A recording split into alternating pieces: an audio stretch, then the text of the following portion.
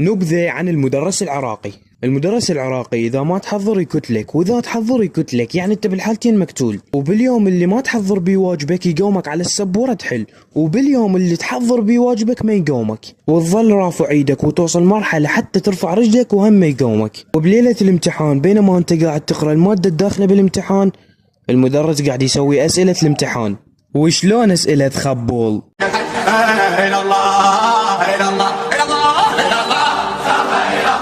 وتخيلوا شنو من أسئلة يجيب. السؤال الأول: إذا كان لديك برتقالة وأخوك لديه برتقالة وأختك لديها برتقالة، فكم وزن مدرس الأحياء اللي درسك قبل عام؟ السؤال الثاني: علل خطوبة محمود ماهر وبيسان إسماعيل. السؤال الثالث: ارسم خارطة العالم ووضع عليها الآتي: أولا نهر الخرمبرم، ثانيا مفرق عنانة، ثالثا دولة أنتيغو باربودا. وبالأخير كاتبي لك: مع تمنياتي لك بالنجاح.